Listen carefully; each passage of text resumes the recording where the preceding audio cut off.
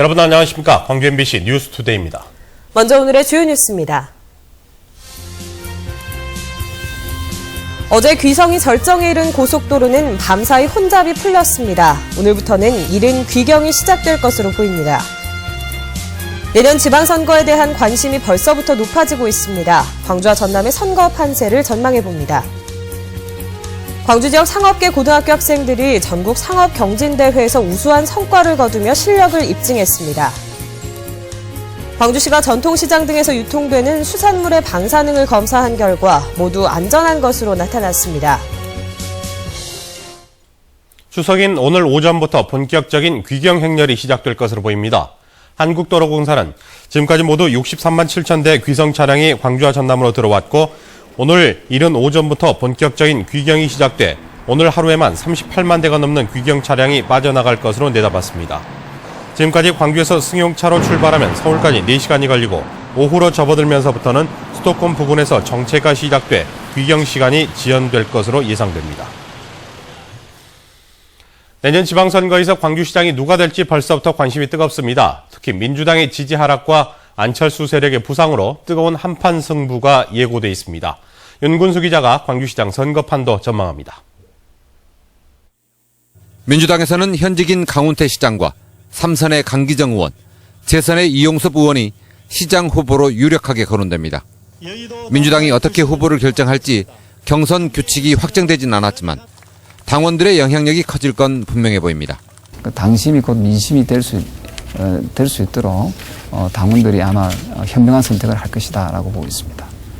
당원 모집 경쟁이 치열한 가운데 4년 전 박빙의 승부를 펼쳤던 강 시장과 이 의원이 다시 한번 격돌할지, 당대표 선거에서 후보 단일화를 놓고 막판까지 신경전을 벌였던 이용섭, 강기정 두 의원이 이번엔 정면 대결할지 흥미로운 관전 포인트입니다. 안철수 신당의 후보로는 윤장현 광주 전남 비전 21 이사장과 정책 네트워크 내일의 장하성 소장, 정찬용 전 청와대 인사수석이 거론됩니다. 광주의 시민운동을 이끌어온 윤장현 이사장은 광주의 박원순이 될 수 있다는 점, 장하성 소장은 안철수 의원의 싱크탱크를 맡고 있다는 점, 정찬용 전 수석은 국정 경험이 있다는 점이 각각 강점으로 꼽힙니다. 이 가운데 누가 후보가 되더라도 본선에서 가장 큰 경쟁력은 뒤를 바치는 안철수 의원입니다. 민주당과 안철수 신당의 인물 대결도 대결이지만 승부를 가를 가장 큰 변수는 선거 전까지 어느 정당이 민심을 더 얻느냐입니다. MBC 뉴스 윤문수입니다. 전남에서는 박준영 전남지사를 비롯해 현직 단체장들이 3선을 마치고 물러나는 지역에서 벌써부터 경쟁이 치열합니다. 박영훈 기자의 보도입니다. 먼저 박준영 지사가 3선을 마치고 물러나는 전남도지사 선거입니다.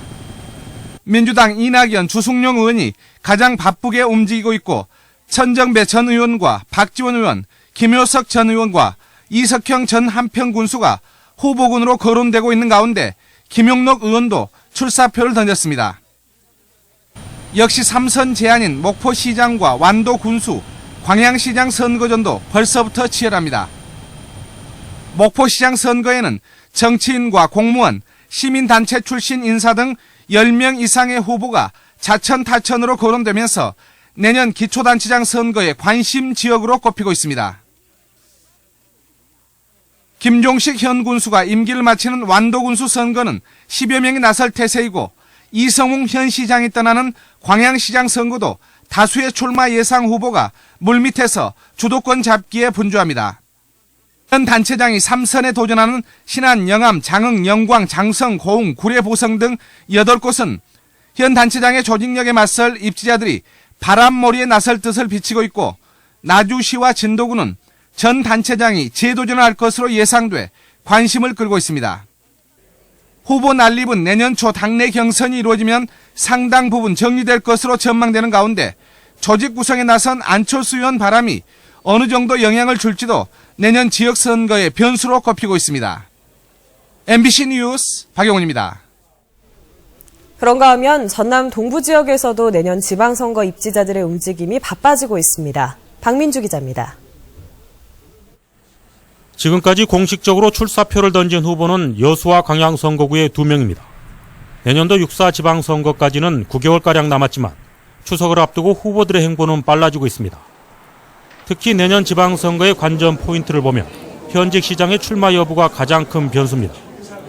김충석 여수시장과 조충훈 순천시장은 아직은 명확한 입장을 밝히지 않고 있습니다. 하지만 지역 정가에서는 출마 쪽으로 무게가 실리고 있습니다.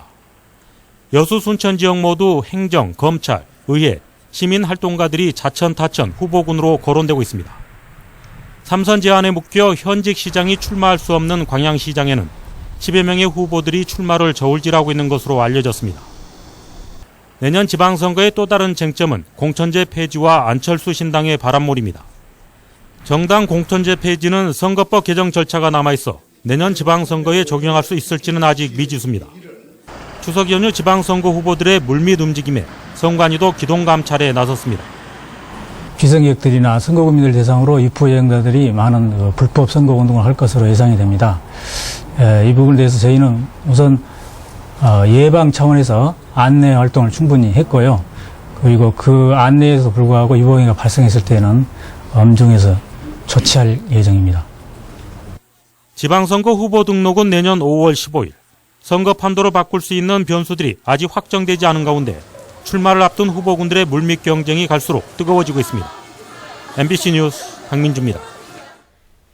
올해 기아 타이거즈는 가을 야구와 인연이 멀어졌지만 대신 팬들을 설레게 하는 일이 하나 있습니다. 바로 광주새 야구장이 이제 거의 다 지어져 내년 시즌부터는 이 야구장에서 야구를 볼 수 있게 됐다는 겁니다. 야구장 소식 궁금했던 귀성객들을 위해 이계성 기자가 소식을 준비했습니다. 광주새 야구장이 착공 1년 반 만에 위용을 드러냈습니다. 현재 공정률은 70%를 넘어섰고 올해 말 완공을 목표로 마무리 공사가 순조롭게 진행되고 있습니다. 야구장 건설 비용은 1,000억 원 규모로 광주시와 정부, 기아자동차가 함께 부담해서 마련했습니다. 아주 최적의 설계를 했습니다. 그 설계에 의해서 모든 기술력을 발휘해서 예산 낭비 없이 또 원가 절감을 하면서 아주 좋은 시설을 만들어가고 있습니다. 관중 친화형 구조로 설계된 야구장은 경기를 관람할 때 눈이 부시지 않도록 북동향으로 자리 잡았습니다. 2만 5천석이 넘는 관중석은 앞뒤 간격이 충분하게 확보돼 있고 완만한 경사도는 편안함을 더했습니다. 야구장 3층에 설치된 32개의 스카이박스는 단체 관중이 모임을 가지면서 테라스에서 경기를 볼 수 있도록 돼 있습니다. 외야석 양쪽에는 150석 규모의 바베큐석이 배치되고 커플석과 테이블석 등 다양한 이벤트석이 색다른 재미를 선사합니다. 바베큐도 구워 먹고 또 음식도 가서 편하게 먹고 야구를 구경하면서도 또 해합소할 수 있는 그런 장소를 마련을 했습니다.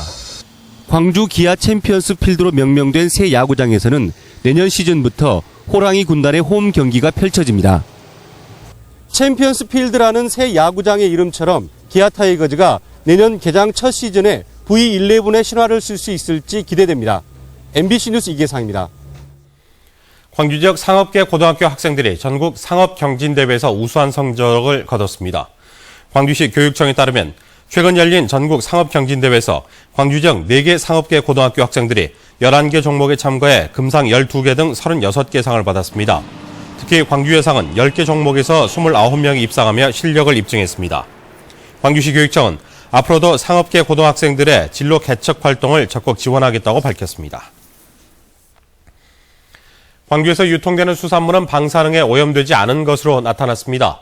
광주시는 추석 연휴를 앞두고 보건환경연구원과 함께 전통시장 4곳에서 국내산과 수입산 수산물의 방사능 안전성 검사를 실시한 결과 모두 안전한 것으로 나타났다고 밝혔습니다. 광주시는 앞으로도 광주에서 판매되는 수산물에 대해 방사능 검사를 지속적으로 실시하고 원산지 표시 점검을 강화하겠다고 말했습니다. 영산강 유역환경청은 최근 자주 발생하는 화학물질 유출 사고에 전문적으로 대응하기 위해 화학물질 안전관리 지원단을 확대 운영하기로 했습니다. 안전관리 지원단은 독성물질과 공공안전 등 4개 분야의 전문가 40명으로 구성돼 광주와 전남 지역 유해물질 취급 시설에 대한 안전관리를 자문합니다. 또 사고가 발생하면 신속한 안전조치와 방제를 위한 기술 자문을 맡게 됩니다.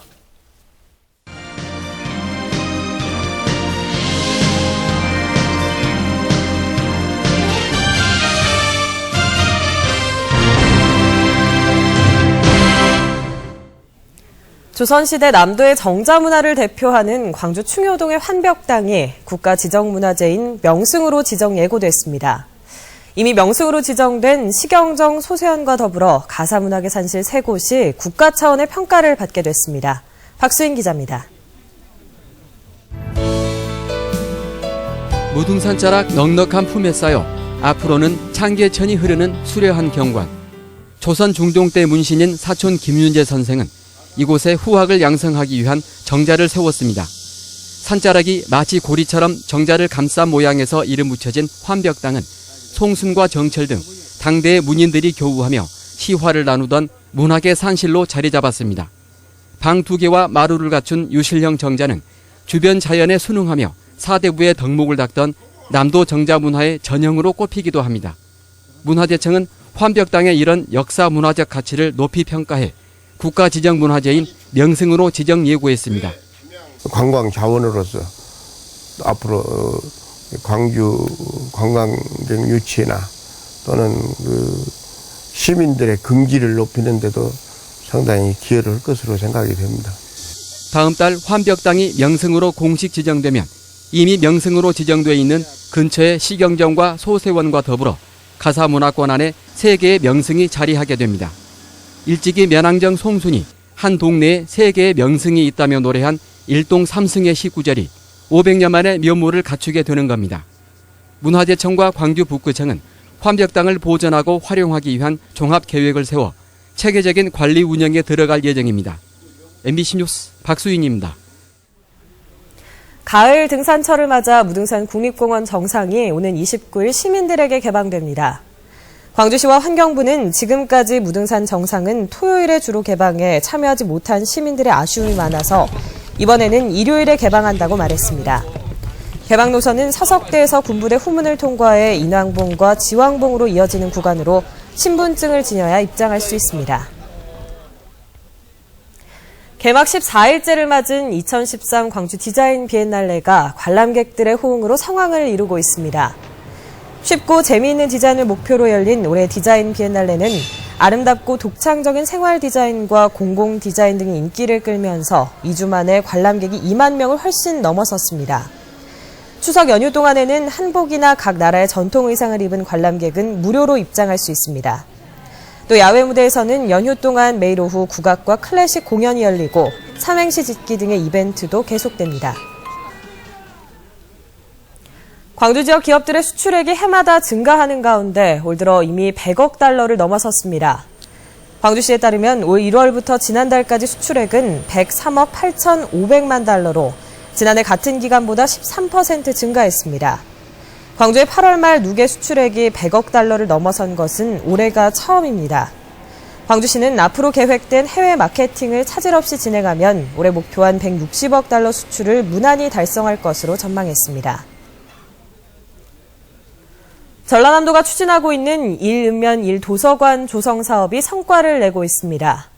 전라남도에 따르면 지난 2008년 1읍면 1도서관 조성 사업을 시작한 이후 지난해까지 공공도서관 21개와 작은 도서관 26개 등 모두 111개의 도서관을 조성하고 기업과 단체로부터 10만여 권의 책을 기증받아 보급했습니다. 전라남도는 올해 23개의 도서관을 추가로 조성해 앞으로 5년 안에 모든 읍면에 도서관을 갖출 계획입니다.